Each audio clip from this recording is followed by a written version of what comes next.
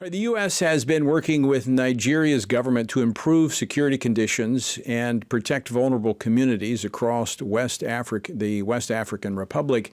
And last week, there were in-person talks between the U.S. and Nigerian officials about how the two countries can work together to deter violence against Christian communities. All this follows President Trump's redesignation of Nigeria as a country of particular concern back in October, something we did when I was on the commission back during the first Trump administration. That was removed by the Biden administration, and we were grateful to see the redesignation as a country of particular concern. So how optimistic can we be that relief for Nigeria's persecuted Christians is on the way? Well, joining me now to discuss this is Curtis Bostic. He's the founder and board chairman of Remember, a South Carolina-based nonprofit that is devoted to helping the families of Christian martyrs.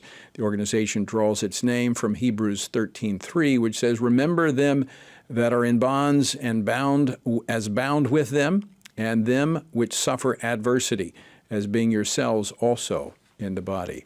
Curtis, welcome to Washington Watch. Good to see you, my friend. Tony, it's so good to see you. So you just returned from Nigeria. You spent a couple weeks there. What do you make of the new role that the U.S. has been playing with Nigeria, these conversations that have been taking place between government officials? Yeah, Tony, thank you again for having me. Let me say that our organization, Remember, makes it a point not to send resources to countries of concern, but actually to be there to get firsthand accounts of the suffering and to be able to analyze the significance that our efforts are placing there. And so I was privileged to be with our Nigerian brothers and sisters in Christ.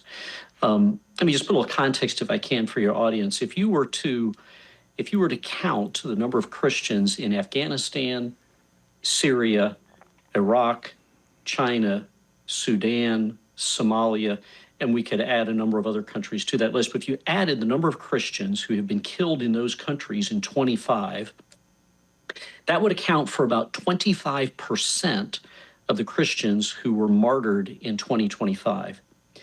The other almost 3/4 comes from Nigeria alone in 2025. More Christians killed in Nigeria than every other country in the world combined. In direct response to your question, Tony, I think our help is coming too late. First of all, this genocide has been going on since 2009, between 50 and 100,000 Christians killed in Nigeria. So I'm thankful to see it. It's too late. It should have come a long time ago. I'm also grateful to say that believers on the ground say that it's being very, very effective. So tell us about your experience there as you were traveling through Nigeria, talking to these communities, vulnerable communities that have been attacked, that have, suffered this. And so our listeners know, and I've talked about this many times, Nigeria, it's not necessarily the government that is perpetrating this violence, but they're ignoring the threat and turning a blind eye to these Christian communities. Yeah, that's very fair to say, Tony, as I understand it. Nigeria is the most populous African nation. 237 million people call it home. It has 36 states. And what's important to understand is that while it has a secular constitution, the northern 12 states, kind of a band from east to west, have adopted Sharia law. And in those 12 states, the Fulani, who are Muslim, and Boko Haram, who is a terrorist organization in the Northeast, have found their home. And they are periodically, and have been for many years, making raids south of their borders into Christian communities. And what I saw on my visit there was that in those raids, they will burn entire villages. Tony, we could talk about the number that have been killed. Candidly, I think what is most importantly, particularly for the Christian community, is the number that have survived.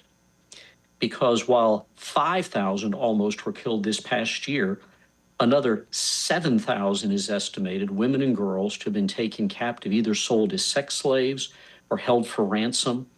For all the men that were killed, there are thousands of children who are now without a father, a breadwinner in a poor country, women without a husband. women who have been disfigured and maimed, traumatized by sexual abuse.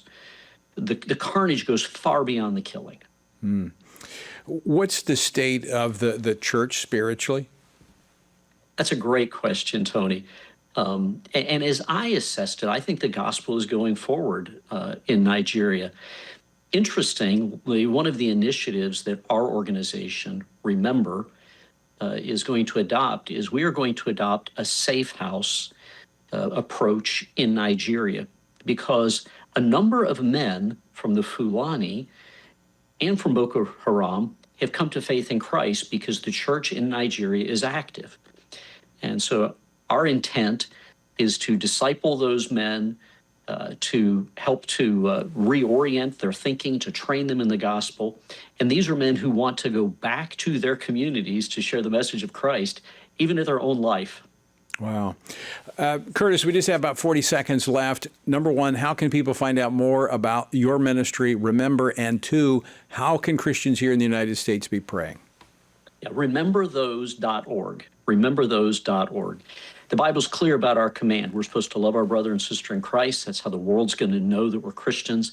And so pray that the church, pray that believers in Nigeria are strengthened in Jesus Christ internally. Pray that other believers around the world will take note of them and bring aid and relief, as James would say, recognizing that that is what pure and undefiled religion does. Curtis Bostic, always great to see you, my friend. Thank you so much for joining us today, and thank you for the great work that you do.